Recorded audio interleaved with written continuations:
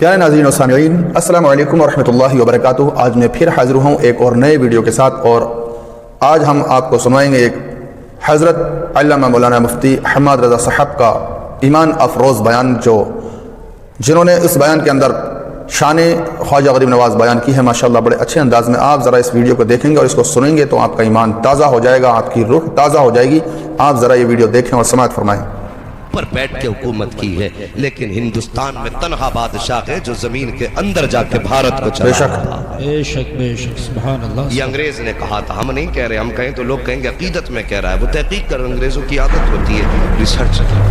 پورا بھارت گھوم گھام کے جا کے کہنے لگا سب سے زیادہ تعجب کی بات یہ ہے کہ ہر جگہ زمین کے اوپر بیٹھتا ہے راجہ تب دیش چلتا ہے، لیکن بھارت میں تو زمین کے نیچے لیٹ کر کے دیش چلایا جا رہا ہے۔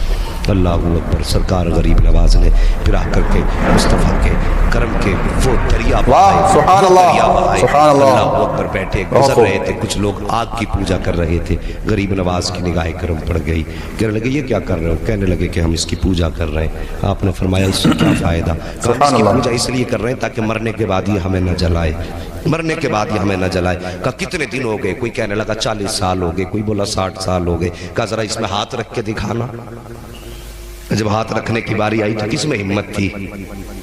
کسی میں ہمت نہیں تھی۔ آپ نے اپنے پیر کی جوتی نکالی، وہ نکال کے بولے لو معین الدین کا بدن تو الگ بات ہے، اگر اس میں ہمت ہو تو میرے پیر کی جوتی جلا کے سبحان اللہ سبحان اللہ۔ بہت خوب حضرت، بہت خوب ماشاءاللہ، میرے بہت پیر خوب۔ کی جوتی جلا کے دکھا دے۔ آپ کے انگارے تیز تھے، بہکتی رہی دہکتی رہی، لیکن غریب نواز کی جوتی تھی، ہمت تھی، آپ چھو دیتی اسے۔ جتنی جگہ پہ رکھی تھی خدا کی قسم اس جگہ کو گلزار بنا دیا گیا تھا۔ کافی دیر کے بعد غریب نواز نے یوں ہاتھ ڈالا، جوتی نکال کے باہر رکھ دی۔ جیسی آپ نے باہر نکالی، لوگ کہنے لگے بابا تم تو کافی زمانے سے پوجتے ہو گئے اس آگ کو جو اس نے تمہیں نہیں جلایا ہے۔ غریب نواز فرماتے ہیں میں اس کی عبادت نہیں کرتا۔ کہا پھر کس کی عبادت کرتے ہو؟ کہا میں اس کی عبادت کرتا ہوں جس نے آگ کو پیدا کیا ہے، نظام کائنات کو بنایا ہے۔ یہ کہہ کے جب جانے لگے لوگوں نے قدم پکڑے، کہنے لگے بابا صرف کرامت دکھا کے نہ جا، ہاتھ بڑھا کے دامن میں لے کے ہمیں بھی خدا کا بنا کے چلا جا۔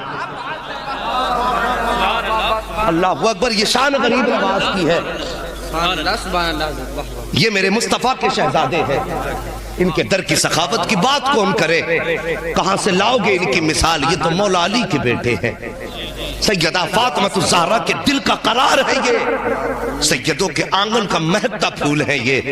ان کی نسلوں کا معاملہ تو یہ کہ تیری نسل پاک میں ہے، بچہ بچہ نور کا، تو ہے عین نور تیرا، سب گھرانہ نور اللہ کا۔ سب کو سلامت رکھے۔ مجھے خوشی ہو رہی ہے کہ نیچے بیٹھنے والوں کو بھی مصطفیٰ کی نعت یاد ہے، اور یہی اپنی کوشش رہتی ہے جوان۔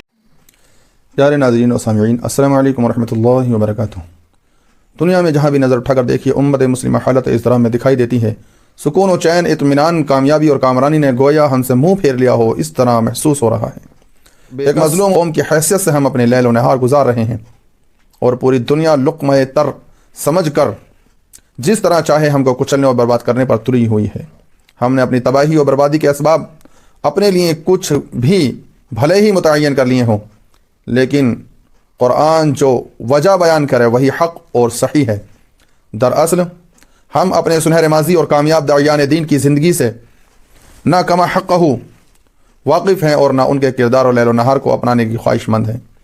ہم ان کی یادیں تو منا لیتے ہیں لیکن ان کی عادتیں نہیں اپناتے۔ ہم ان کی کرامتوں کا تذکرہ تو کر لیتے ہیں لیکن ان کے ذوق و عبادت اور ریاضت اور نفس کو چلنے کی حربے سے واقف نہیں ہوتے۔ یہی وجہ ہے کہ ہمارے اسلاف قرآن و سنت کے پابند ہو کر زمین کے وارث دکھائی دیتے تھے، لیکن ہم زمینوں پر گناہوں کے نشان کر کر کے زمینوں سے محروم ہوتے چلے جا رہے ہیں۔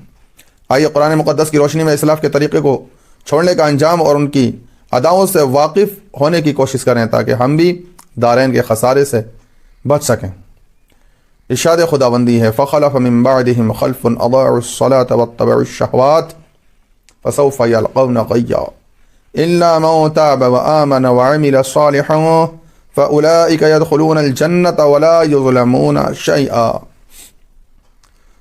تو ان کے بعد ان کی جگہ وہ ناخلف آئے جنہوں نے نمازیں ضائع کیں اور اپنی خواہشوں کے پیچھے ہوئے، تو عین قریب وہ دوزخ میں غی کا جنگل پائیں گے، مگر جو تائب ہوئے اور ایمان لائے اور اچھے کام کیے تو یہ لوگ جنت میں جائیں گے اور انہیں کچھ نقصان نہ دیا جائے گا۔ حضرت ابن عباس رضی اللہ تعالیٰ عنہ فرماتے ہیں کہ ضائع کرنے کا معنی یہ نہیں کہ انہوں نے اسے بالکل چھوڑ دیا، بلکہ یہ کہ انہوں نے اسے اس کے وقت سے پیچھے کر دیا۔ امام التابعین حضرت سعید بن مسیب رحمۃ اللہ علیہ فرماتے ہیں کہ اس کا مطلب یہ ہے کہ ابھی اس نے ظہر کی نماز نہ پڑھی ہو کہ عصر کا وقت ہو جائے اور عصر کی نماز مغرب تک مؤخر کر دے، تاخیر کر دے، تو مغرب کی نماز عشاء تک اور عشاء کی نماز فجر تک مؤخر کر دے اور فجر کی نماز طلوع آفتاب تک نہ پڑھے، تو جو شخص اس حالت میں فوت ہو جائے اور توبہ نہ کرے اسے اللہ تبارک و تعالیٰ نے مقام خیز سے ڈرایا ہے، اور یہ جہنم کی ایک نہایت گہری وادی ہے کہ جس کا ذائقہ بہت برا ہے۔